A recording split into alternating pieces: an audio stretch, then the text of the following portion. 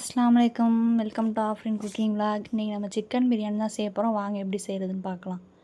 இப்போ நான் வந்து குக்கரில் வந்து எண்ணெய் ஊற்றி 2 டேபிள் ஸ்பூன் நெய் சேர்த்துக்கிறேன். இது நல்லா சூடு வந்ததுக்கப்புறமா பிரியாணி இலை, பட்டை, கிராம்பு, ஏலக்காய் இதை நம்ம சேர்த்துக்கிட்டு நல்லா செவந்து வரணும். செவந்து வந்ததுக்கப்புறமா வெங்காயம், தக்காளி, பச்சை மிளகா வந்து நறுக்கி வச்சுருக்கேன்.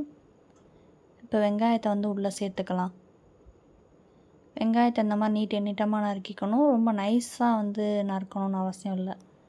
நம்ம இந்த மாதிரி நறுக்கி சேர்த்துக்கலாம். இப்போ நான் வந்து அரிசி ஊற வச்சுருக்கேன். 1 படி அரிசிக்கு 2 படி தண்ணி நான் அளந்து வச்சுருக்கேன். சிக்கனே வாங்கி கழுவி சுத்தம் பண்ணி வச்சுருக்கேன். இப்போ வந்து நம்ம உப்பு சேர்த்துக்கலாம். உப்பு சேர்த்தோம்னா சீக்கிரம் வந்து வெங்காயம் வதங்கும்.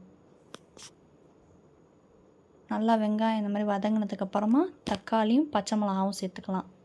நான் ஒரு 3 பச்சை மிளகா சேர்த்துருக்கேன். நீங்கள் உரப்புக்கு தகுந்த மாதிரி நீங்கள் பச்சை மிளகா சேர்த்துக்கலாம். நல்லா வெங்காயம் தக்காளியும் நல்லா வந்து வதங்கணும். அப்போ தான் வந்து பிரியாணி வந்து நல்லா டேஸ்ட்டாக இருக்கும். நல்லா இந்த மாதிரி வதங்கினதுக்கப்புறமா ஒரு கைப்பிடி புதினா, ஒரு கைப்பிடி கொத்தமல்லி இதையும் நம்ம வந்து சேர்த்துக்கலாம்.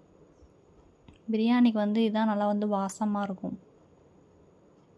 நம்ம இதையும் சேர்த்து நல்லா வந்து வதக்கிக்கலாம். நல்லா வதங்கினதுக்கப்புறமா நான் வந்து சிக்கன் வந்து கழுவி சுத்தம் பண்ணி எடுத்து வச்சுருக்கேன்.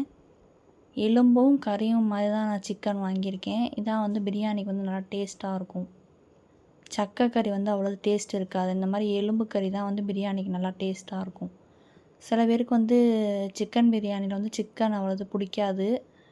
அப்படி பிடிக்காட்டி நம்ம வந்து சிக்கனை நல்லா வேக வச்சுக்கலாம். நல்லா வேக வச்சோம்னா பிரியாணியும் நல்லா டேஸ்ட்டாக இருக்கும். நல்லா கறி நல்லா வெந்து கலண்டுரும். நம்ம இஞ்சி பூண்டு வந்து 2 டேபிள் ஸ்பூன் சேர்த்துருக்கேன். இஞ்சி பூண்டு இதையும் சேர்த்து நம்ம நல்லா வதக்கிக்கலாம். நல்லா வதங்கினதுக்கப்புறமா பிரியாணி மசாலா சேர்த்ததுக்கப்புறம் கொஞ்சம் உப்பு, மிளகாத்தூள் இதை வந்து நான் வந்து குக்கரில் வந்து ஒரு 2 விசில் வைக்க போகிறேன்.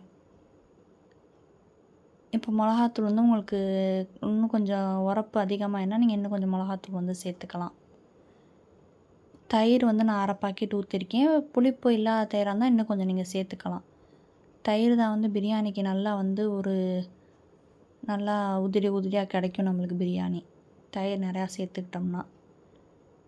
நான் வந்து தண்ணி வந்து அளந்து எடுத்து வச்சுருக்கேன். இப்போ வந்து நான் இதை வந்து 2 விசிலுக்கு வந்து வேக வைக்க போகிறேன். வேக வச்சு நான் சட்டியில் வந்து இதை மாற்றிக்கிட்டு தண்ணி வந்து ஊற்றி கொதித்ததுக்கப்புறமா அரிசி நம்ம ஊற வச்சதை இந்த தண்ணியில் சேர்த்துக்கலாம்.